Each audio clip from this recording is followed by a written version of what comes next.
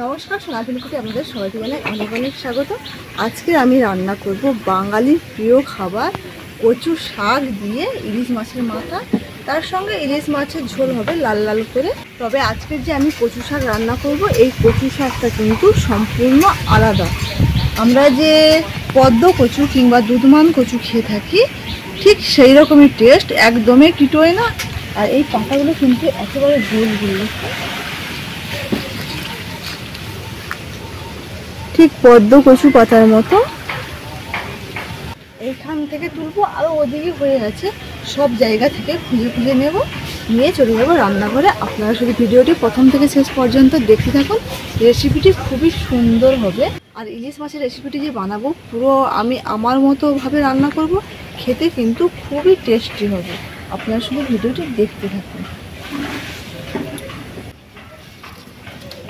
এইটা লাগবে নি, বর্ষায় তো হয়ে আছে, গোড়া সব নরম হয়ে আছে।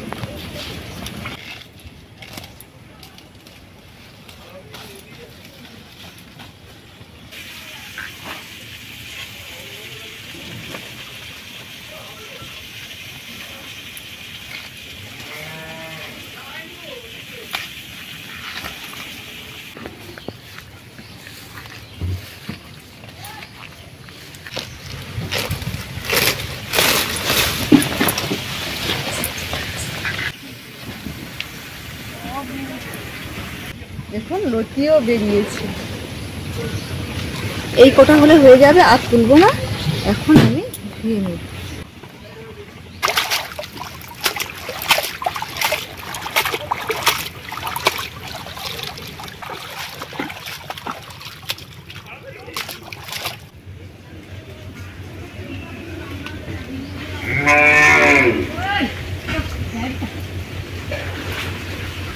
কচু শাকগুলো ধোয়া হয়ে গেছে, এখন চলে যাবো একবার রান্না করে।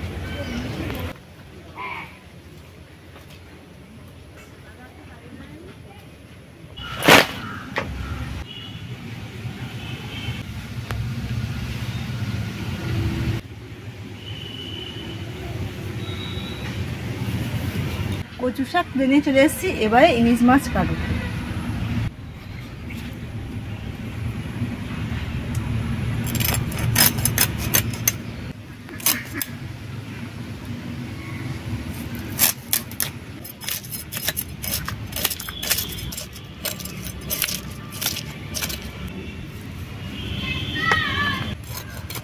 এই ইলিশ মাছের মাথা দিয়ে কচু শাক হবে।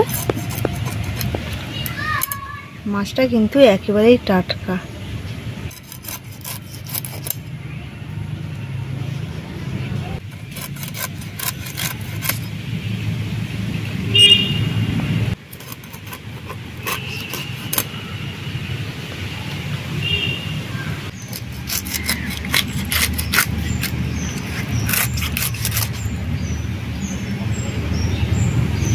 মাছটা কাটা হয়ে গেছে, এবার ধুয়ে নিয়ে চলে আসবো।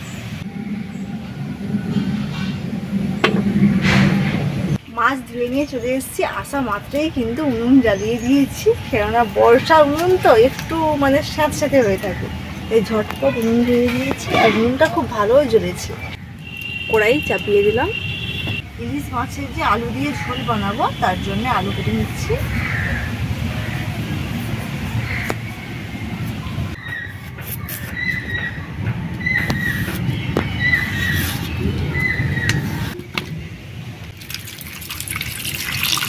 আলু কাটা হয়ে গেছে, এবারে মাছের মধ্যে লবণ হলুদ মাখাবো।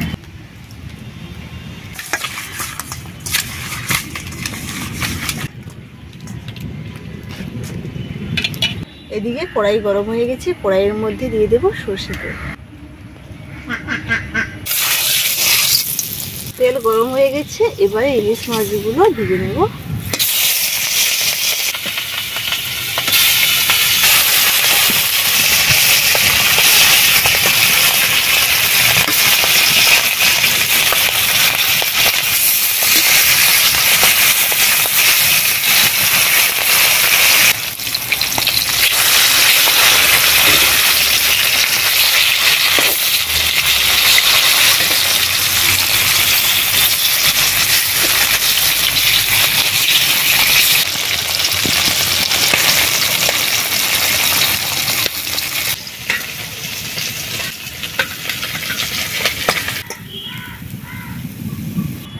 মাছ ভাজা হয়ে গেছে, মাছ ভাজার তেলেই কিন্তু মাছের ঝোল বানাবো। দিয়ে দিচ্ছি কড়াইতে কালো জিরে, কেটে রাখা আলু, স্বাদ মতো লবণ,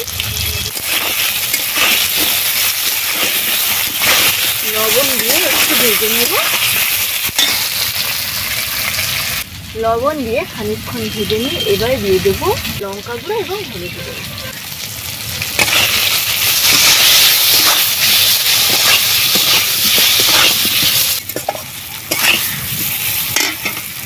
এবারে জল দিয়ে দেবো।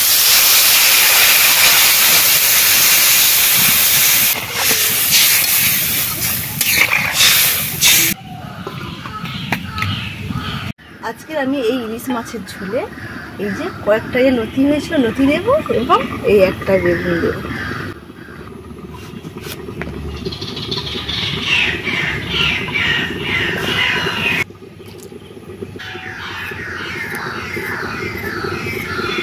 লতিগুলো কিন্তু একদম নরম।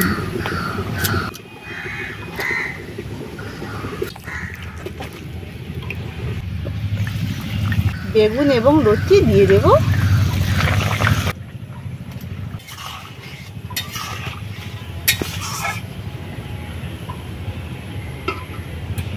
এবারে বাটবো হাফ পেঁয়াজ, জিরে এবং সর্ষে। দু রকম সর্ষে আছে।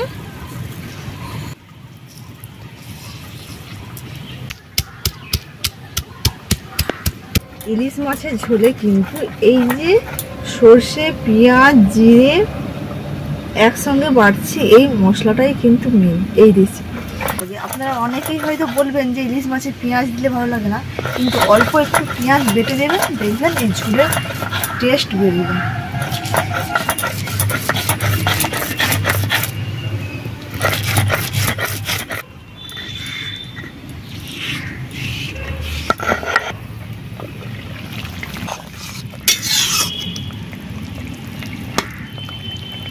আলুগুলো সেদ্ধ হয়ে গেছে, এবারে দিয়ে দেবো বেটে রাখা মশলা।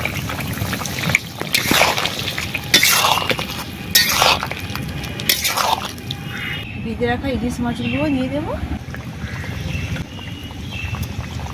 চেরা কাঁচা লঙ্কা,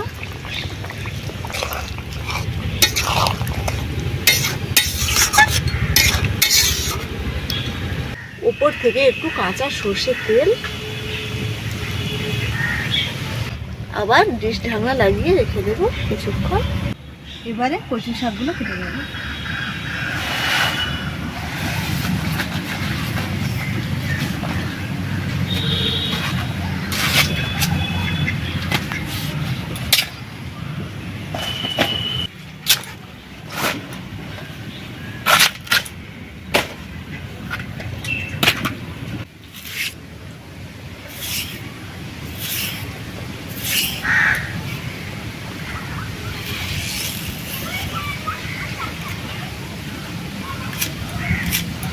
কচু শাকগুলো কিন্তু এইভাবে ছোট ছোট কুচিয়ে নেবে।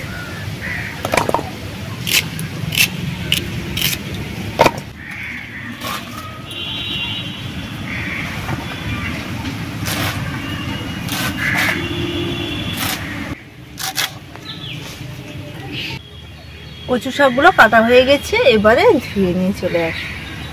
কচু শাক ধুয়ে নিয়ে চলে এসেছি। এদিকে ইলিশ মাছের ঝোলের রেসিপিটা হয়ে গেছে, এবারে নামিয়ে নেব।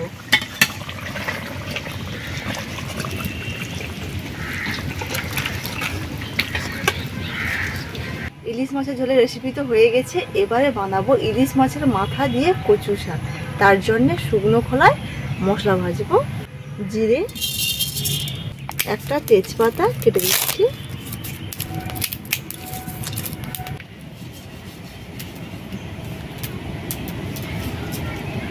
লঙ্কা,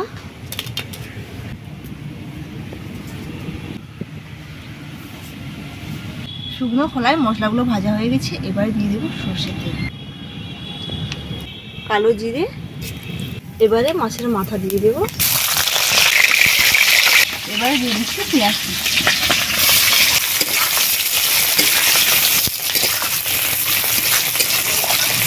এবারে দিয়ে দেবো কেটে রাখা কচু শাক।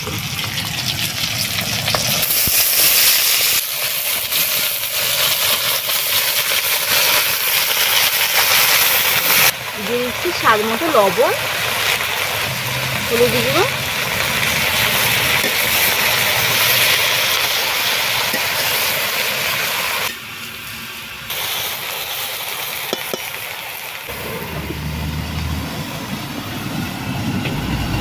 আমরা কিন্তু আগে কচু শাক সেদ্ধ করে তারপরে রান্না করি, কিন্তু আজকের আমি একেবারেই তুলে দিলাম। আর এইভাবে রান্না করলে কিন্তু কচু শাকের টেস্ট আর বেশি হয়। আর বেশি কচু শাক রান্না করলে কিন্তু আগে থেকে সেদ্ধ করতে হবে, অল্প রান্না করছি তাই জন্য এইভাবে রান্না করছি। এবারে আমি শুকনো খোলাই দিয়ে তেজপাতা, গোটা জিরে এবং শুকনো লঙ্কা ভেজে রেখেছিলাম গুঁড়ো করে দেবো।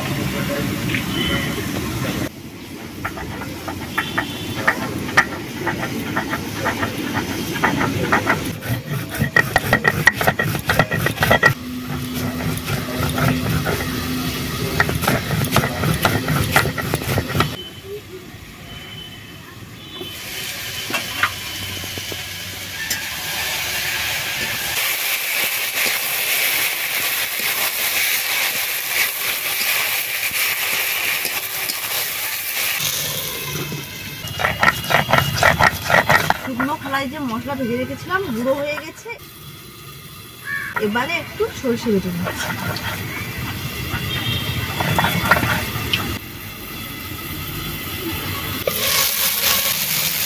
সরষে বাটা দিয়ে দিচ্ছি।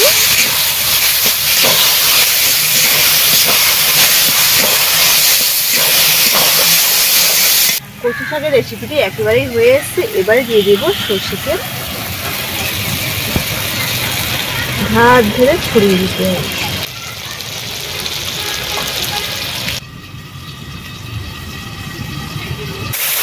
কচু শাকগুলো দেখুন একেবারেই ভেজে গেছি। এবারে দিয়ে দেবো চেরা কাঁচা লঙ্কা এবং ভেজে গুঁড়ো করে মশলাটাও দিয়ে দেবো।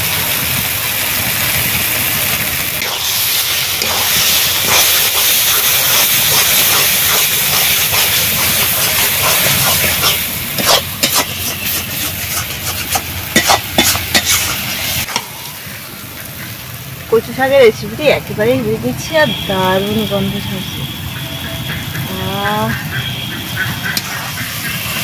এবারে নামিয়ে নেব।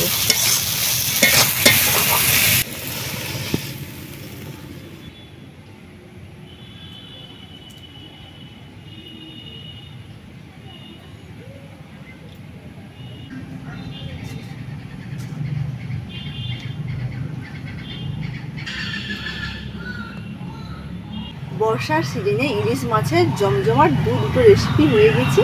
আর ঘন ঘন কিন্তু মেঘ অন্ধকার হয়ে বৃষ্টি আসছে। আজকে বাড়িতে সবাই মিলে একসঙ্গে বসে ইলিশ মাছের এই দুটো রেসিপি দিয়ে ভাত খাবো। আজকের ভিডিওটি এখানেই শেষ করছি। ভালো থাকবেন, সুস্থ থাকবেন এবং রেসিপির দুটো ভালো লাগলে লাইক, কমেন্ট, শেয়ার করবেন।